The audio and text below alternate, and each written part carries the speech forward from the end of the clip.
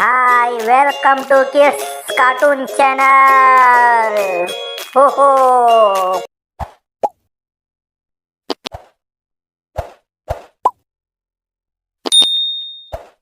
जिंदगी किसी को किस मोड़ तक ला सकती है। एक दिन कविता अपने पति से कहती है, कौन है ये बच्ची, बताते क्यों नहीं, क्यों लेकर आए हो इसे यहाँ? कविता, ये मेरी बच्ची है। माँ पापा मेरी शादी शिवानी से करने के लिए मान नहीं रहे थे, लेकिन मैं उससे बहुत प्यार करता था। अब वो इस दुनिया में नहीं है, लेकिन सन्निका की जिम्मेदारी मेरी है, इसे मैं अपने पास ही रखूंगा। कविता ये देखकर सुनकर सन्न रह जाती है। कैसी बात कर रहे हैं आप, लोग क्या कहेंगे, मैं कैसे इस बच्ची के साथ जीवन चलाऊंगी? देखिए, इसे देखकर मुझे टेंशन हो रही है।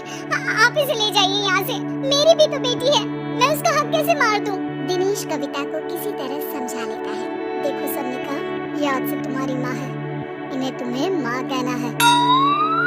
कविता को तो सन्निका को देखना भी गवारा नहीं है, फिर वो उसकी माँ कैसे बन पाती? और शायद दिनेश भी ये हकीकत जानता था कुछ साल बाद।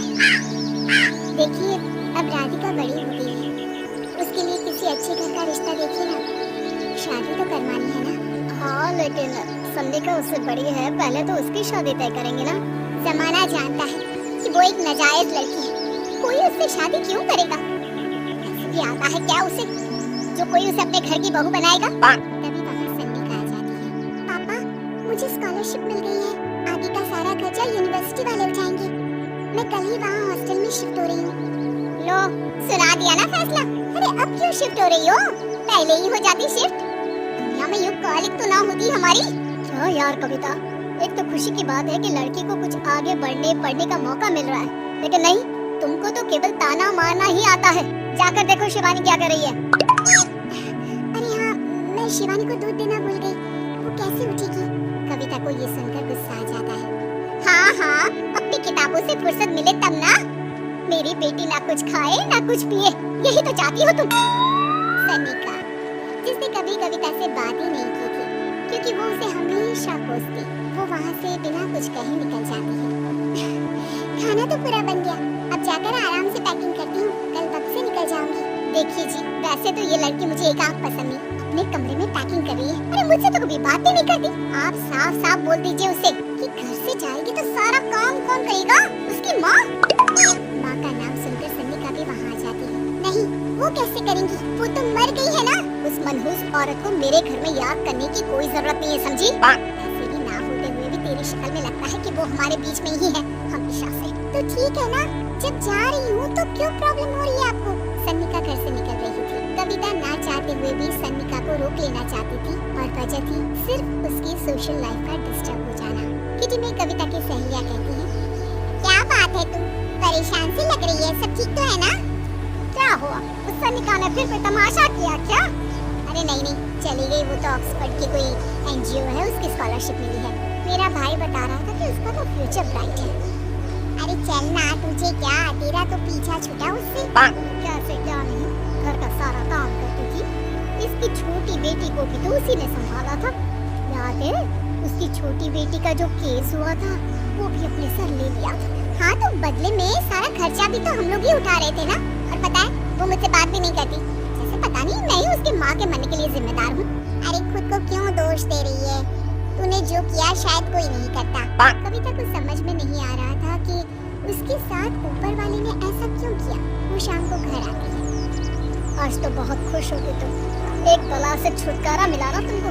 बेचारी की जिंदगी नरक बना कर रखी थी। वो तो कहते हैं ना, ऊपर वाला सब देखता है। देखो, चुन लिया उसने अपना रास्ता। कविता का मन तो करता है कि वो पति को सब कुछ सुना दे, लेकिन सामने सास खड़ी होती है। ये तो है, बेचारे को खाना बनाने से लेकर घर के सारे काम करने पड़ते थे। बाहर का भी कोई काम होता है तो वही देखती। अब देखते हैं घर का काम कैसे होता है। तभी कविता की बेटी उसके लिए चाय लेकर आ जाती है। लो माँ चाय, कैसे रही किट्टी? अच्छी थी बेटा, खाने में कुछ बनाया है क्या? हाँ, सन्निका दीदी जैसी ही सब्जी बना दी है, आप रोटी बना लो। और हाँ, कल मैं चली जाऊंगी इलेक्ट्रिक बिल और राशन लाने के लिए। अच्छा, पैसे मैं दे दूंगी। सन्निका कार्ड दे गई है ना? हाँ माँ, एक कार्ड तो देकर गई है। अरे चोर नहीं थी वो, मेरे बेटे का ही खून है। पता नहीं कितना कितना घमंड भरा है इसमें। अरे छोड़ो ना माँ, जिसको जो बनना था वो बन ही जाएगा। अच्छा माँ, कल चलना है उसके कॉलेज में, सभी पेरेंट्स को बुलाया गया है। अब कविता तो जाने से रही, तो हम ही साथ चलते हैं। हाँ बेटा, उस दिन माँ की बेटी का है ही कौन। अब क्या था, कविता का गुस्सा फूट पड़ता है। आप लोगों के जैसे तो इंसान नहीं देखे मैंने। अरे मेरे सामने ही अपनी नाजायज बेटी को लाकर बिठा दिया। रोज मैं उसे देखती तो एहसास होता कि कैसे आपने मुझे इतना बड़ा धोखा दिया। जरा सोचिए तो, अगर ऐसा ही कुछ मैंने किया होता तो। अरे रहने दे, क्या नहीं किया तूने उसके बदले में। उस मासूम के साथ क्या क्या करती थी सब जानते हैं हम। अरे छोड़ो ना माँ, ये तो एक बात लेकर बैठ जाती है। चलो सोने चलते हैं। अगले दिन दिनेश और उसकी माँ सन्निका के कॉलेज में जाते हैं। कैसी हो बेटा, मेरा नाम रोशन करना।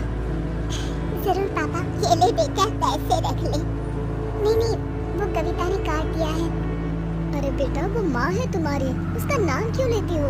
अरे हटाओ भी, यही क्या है उसने इसके लिए, क्यों माँ बोले? तभी वहाँ सन्निका की टीचर आ जाती है। सन्निका की माँ नहीं आई? जी नहीं, वो घर में बेटी है ना, सबका एक साथ आना तो मुमकिन नहीं था।